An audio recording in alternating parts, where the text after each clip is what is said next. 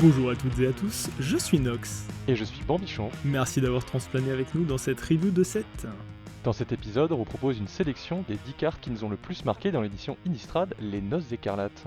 Mais ne vous inquiétez pas, nous parlerons des cartes exclusives des préconstruits dans une autre vidéo. Alors du coup Bambi, qu'est-ce que t'as pensé de cette édition? Eh bien je suis très chauffé par cette édition, je pense qu'on va avoir un très joli environnement limité et de belles cartes pour le commandeur. Qu'est-ce que t'en penses toi Nox?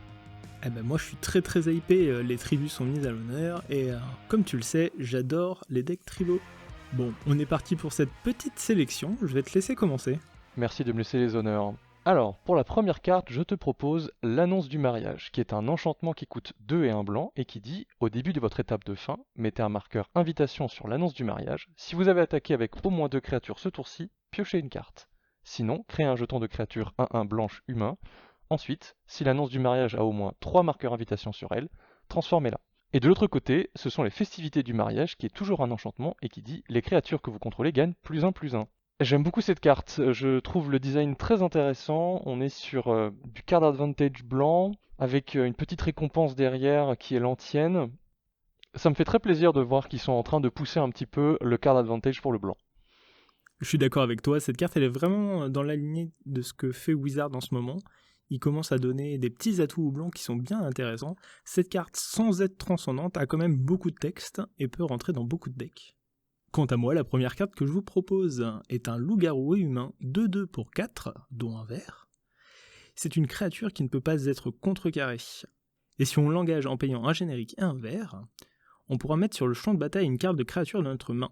Et si c'est un loup ou un loup-garou, on pourra dégager la joueuse de flûte, mais on ne pourra activer cette capacité qu'en rituel.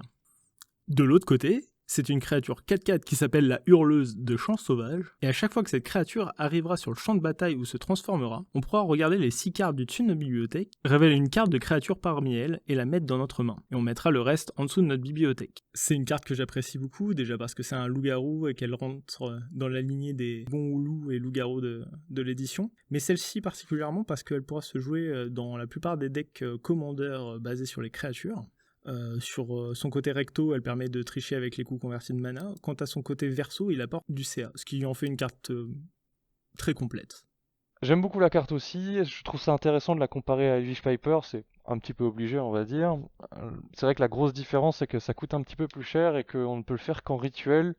Là où Elvish Piper était plutôt dans la réaction, on va plutôt être sur l'agression avec le joueuse de flûte, on va pouvoir essayer de dégueuler sa main et de poser un maximum de loup-garou pour un minimum de mana. C'est effectivement une carte très complète avec son petit card advantage derrière qui est pas dégueulasse. Moi j'ai parlé de ma tribu préférée, t'as peut-être envie de parler de la tienne? Bah évidemment que j'ai envie de parler de la mienne. Pour ma prochaine carte, j'ai choisi l'Illuminateur du Cimetière, qui est un esprit pour 1 et 2 bleus, c'est une 2/3 vol. À chaque fois qu'il arrive sur le champ de bataille ou qu'il attaque, on exile une carte depuis un cimetière. En plus de ça, on peut regarder la carte du dessus de notre bibliothèque à tout moment, et une seule fois par tour, on peut lancer un sort depuis le dessus de notre bibliothèque s'il partage un type de carte avec une carte exilée par l'Illuminateur du Cimetière. J'adore cette carte, elle coche énormément de cases, que ce soit de la gestion de cimetière, du card advantage, un body qui est super cool, une 2-3 vols pour 3, tout ce qu'il nous faut pour un bon deck esprit, que ce soit en pionnière moderne ou évidemment en commandeur.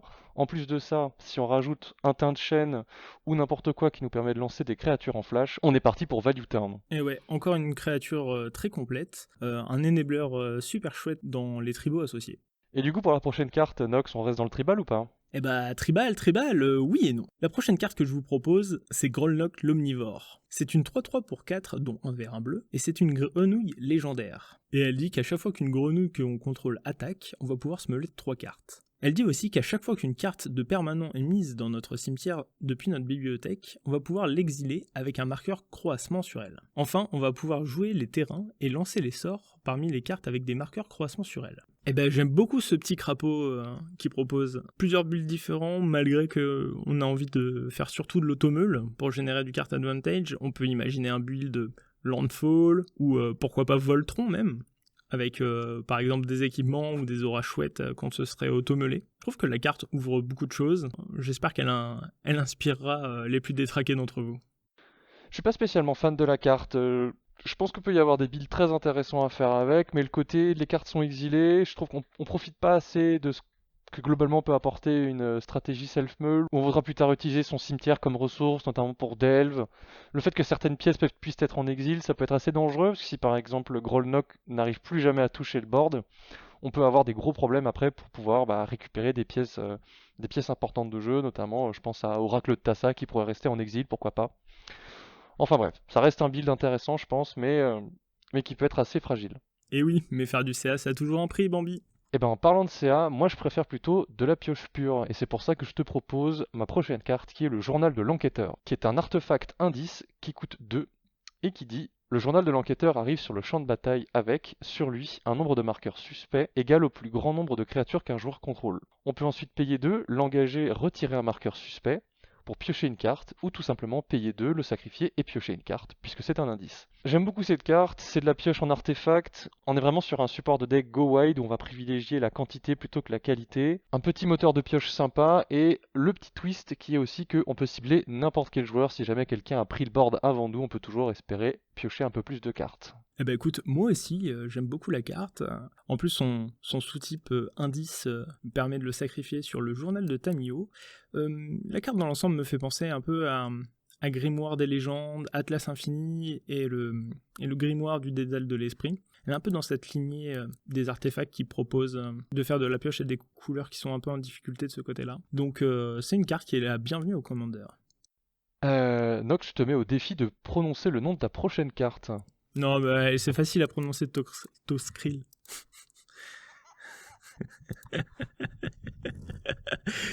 Bon, ok, j'ai peut-être pas réussi sur ce coup-là. Toxcrill le corrosif. Voilà.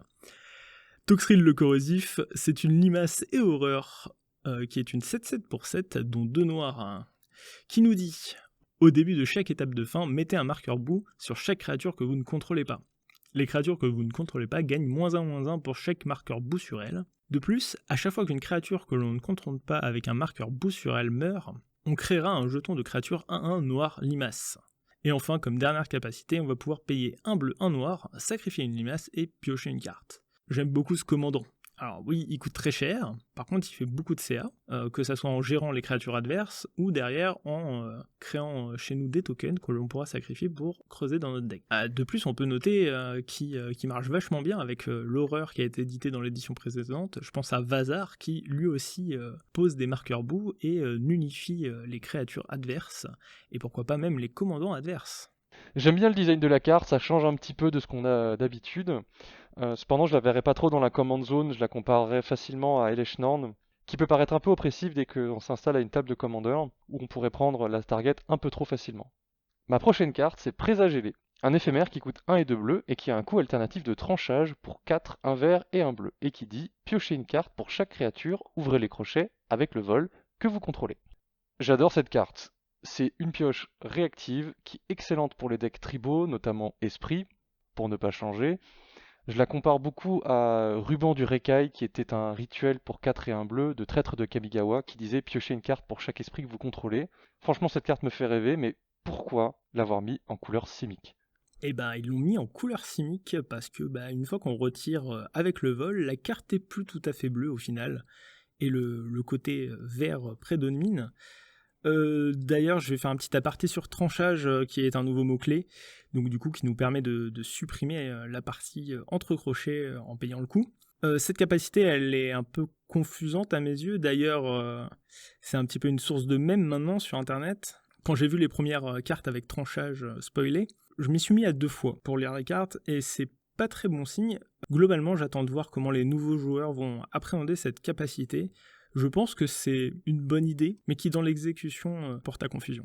En restant dans le bleu, je vous propose l'horreur Briscock, qui pour 7, dont 2 bleus, est une 7/8 Kraken et horreur avec le flash et qui ne peut pas être contrecarrée. Elle nous dit: à chaque fois qu'on lance un sort, on va pouvoir choisir l'un. Renvoyer un sort ciblé que vous ne contrôlez pas dans la main de son propriétaire. Renvoyer un permanent non-terrain ciblé dans la main de son propriétaire. Globalement, je trouve que cette créature, c'est une vraie horreur. En plus d'avoir le flash et un gros body, et du coup pouvoir sûrement empaler un attaquant, elle permet au jeu Spellslinger d'avoir un gros moyen de gestion, et ça peut prendre beaucoup de formes. Ouais, j'aime beaucoup cette créature aussi, très réactive pour les jeux Spellsinger comme tu dis, où les decks un peu contrôlent, on peut transformer ses cantrips en unsubstantiate ou abolir, et aussi une belle saloperie pour les moteurs à combo, parce qu'on peut s'amuser avec des cailloux à mana positif à enchaîner des boucles. Je joue Mana Crypt, je vais me renvoyer mon Sol Ring, je vais rengager mon Mana Crypt pour rejouer mon Sol Ring, etc. et pouvoir faire du mana infini.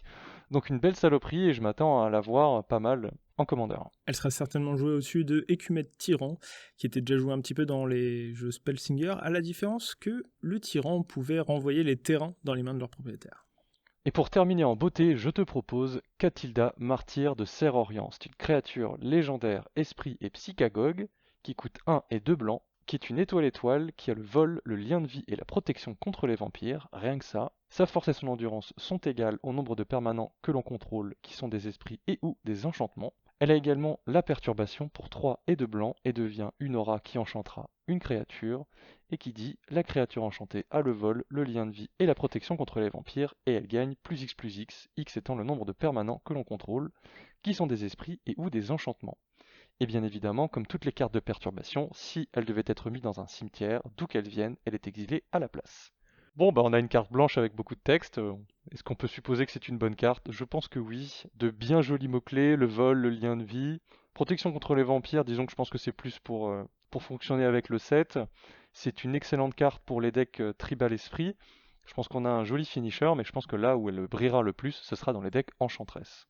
Et ouais, effectivement, elle brillera certainement dans les decks Enchantress, où elle pourra proposer, pourquoi pas, sur son côté verso, une offensive Voltron. Et ça restera sur son côté recto, certainement une carte avec d'énormes statistiques pour un coup de mana de 3. Et comme t'as dit, avec des mots-clés très solides.